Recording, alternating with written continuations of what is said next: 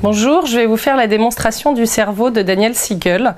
Daniel Siegel est un neuropsychiatre américain qui a modélisé le cerveau dans la main. Il utilise l'avant-bras comme étant la colonne vertébrale et puis quand on rabat le pouce sur la paume de la main, c'est ce qu'il appelle le tronc cérébral ou le cerveau moyen et c'est le siège, la partie limbique du cerveau, le siège des émotions et des réactions en cas de stress, soit l'attaque, l'immobilisation, la fuite. C'est la partie qui régule aussi toutes les fonctions automatiques comme la respiration, la digestion et toutes les émotions.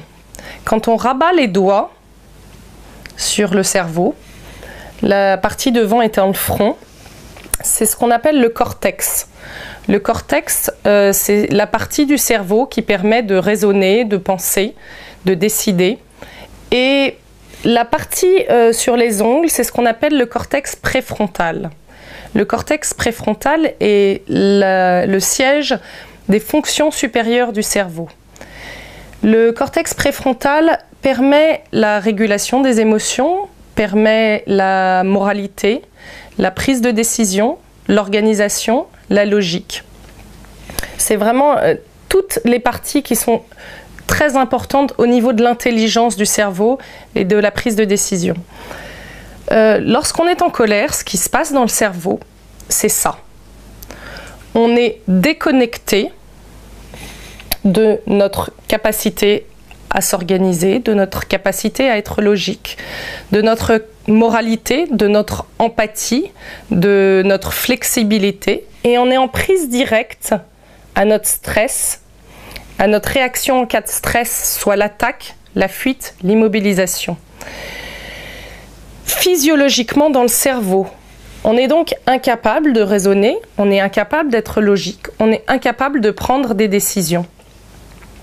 Donc ce qu'on propose en discipline positive, c'est de prendre un temps pour se recentrer. Juste le temps que le cerveau puisse avoir accès de nouveau à toutes ces fonctions supérieures du cerveau, soit l'organisation, la moralité, l'empathie, la prise de décision, la logique et la capacité à trouver des solutions. Il existe un phénomène qui s'appelle les neurones miroirs.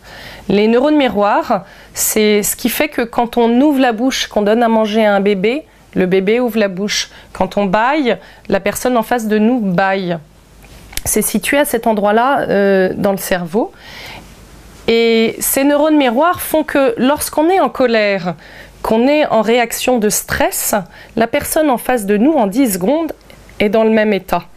J'arrive le soir à la maison et mon fils laisse traîner ses chaussures. Si j'ai une journée moindrement fatigante, chargée de stress et d'émotions, il y a toutes les chances qu'en 10 secondes, je sois comme ça. Je commence à crier, à lui dire « Comment t'as pas rangé tes chaussures? J'ai failli me casser la figure !» Et en 10 secondes, lui est comme ça, et là, c'est l'escalade. Ça monte, ça monte, ça monte. Ce qu'on propose en discipline positive, c'est un temps pour se recentrer. Ce temps, on l'appelle le temps de pause.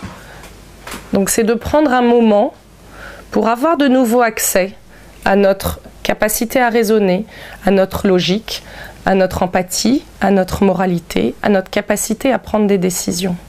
Enfin, pour les adolescents, il a été démontré scientifiquement que les connexions neuronales ne sont pas terminées. L'adolescent est donc comme ça.